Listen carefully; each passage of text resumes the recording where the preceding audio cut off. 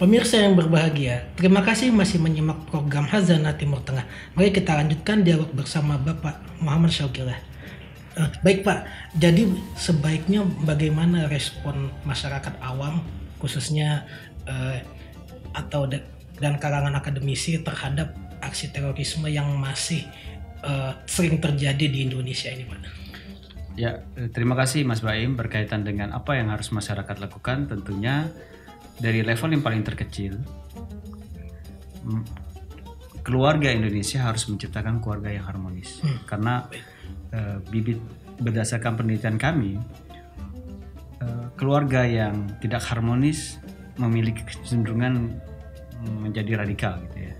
Beberapa pelaku mantan teroris, beberapa pelaku yang kemudian nanti menjadi mantan teroris itu kan berangkat dari keluarga yang tidak harmonis. Jadi penting bagi kita semua di keluarga Indonesia menciptakan keluarga harmonis sehingga kita bisa meredam bibit-bibit radikalisme sejak masih dalam unit terkecil dari negara bangsa kita Indonesia. Yang kedua, apa yang harus lakukan masyarakat? Masyarakat harus bahu-membahu, bukan hanya sekedar klise persatuan dan kesatuan, bukan dalam konteks mempererat kohesi sosial antara satu dengan yang lain. Kalau kita misalkan berbeda pandangan itu hal yang biasa, lalu kemudian berbeda pilihan politik misalnya itu hal yang berbeda pandangan keagamaan itu hal yang berbeda. Di ranah-ranah yang sifatnya ijtihadi misalkan dalam konteks agama itu hal yang biasa saja sebetulnya, tidak perlu disikapi secara ekstrim apalagi menyatakan dirinya paling benar gitu ya. Ini yang harus kita waspadai, yang kohesi sosial ya.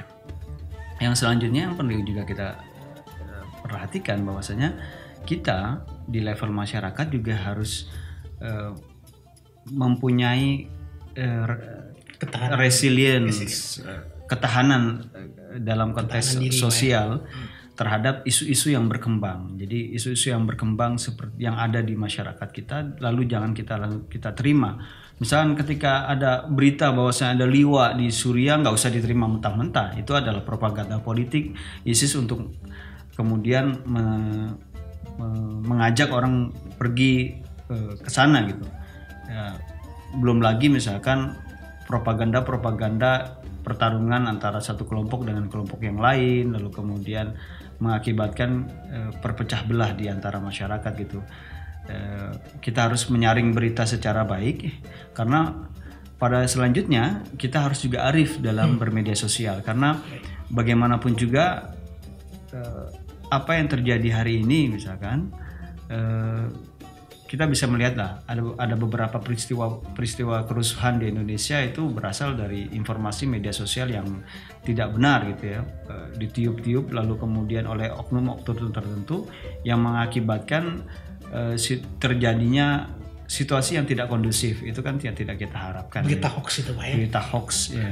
Dan selanjutnya juga penting bagi masyarakat kita menjaga ketahanan sosial ini dalam bentuk ya kalau misalkan ada seseorang memiliki tindak tanduk yang mencurigakan ya sebaiknya ditanyakan mereka kepentingannya apa di situ, lalu kemudian kalau misalkan mereka tinggal di situ dia ditanyakan, kalau misal mereka berkumpul rame-rame apa yang mereka lakukan.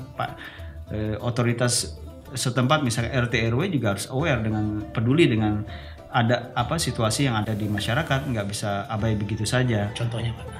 Ya kalau misalkan ada pendatang baru dia mencurigakan, lalu ada selalu malam-malam klaimnya sebagai pertemuan, lalu kemudian tertutup gitu, eksklusif ya, maka RT RW juga harus peduli dengan hal-hal yang seperti ini karena hal-hal yang terkecil itu mulai dari yang terkecil itu bisa terjadi ya.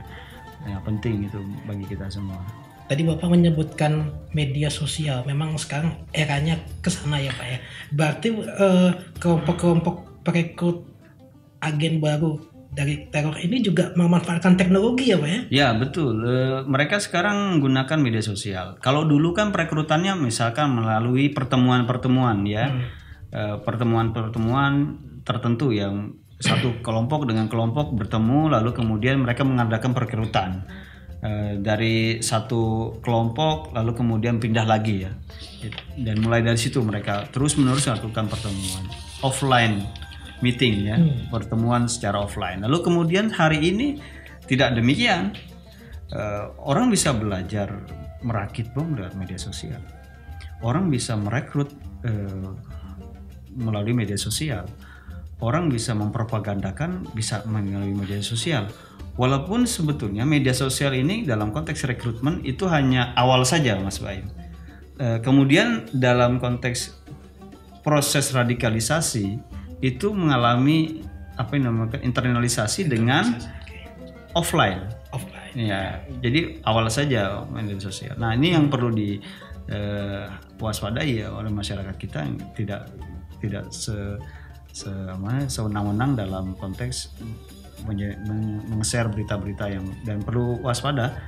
Dan hari ini ISIS online khilafah.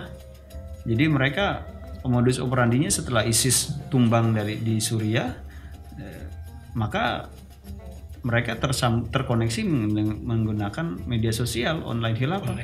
Jadi ketika ada seruan dari pemimpin ISIS ketika itu Muhammad Adnan, lalu kemudian juru bicara ISIS, lalu kemudian Abu Bakar Baghdadi yang bulan April kemarin juga keluar muncul ke publik, mereka mengatakan bahwasanya udah jihadnya dalam tanda kutip aksi terornya jangan ke Suriah karena sudah dijajah maka di negara masing-masing.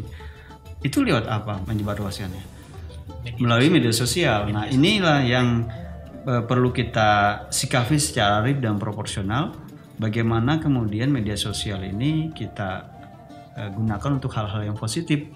Begitu pula ketika misalkan kemarin terjadinya ada teror di Poltabes atau beberapa waktu yang lalu, Kampung Melayu, Cicondew segala macam.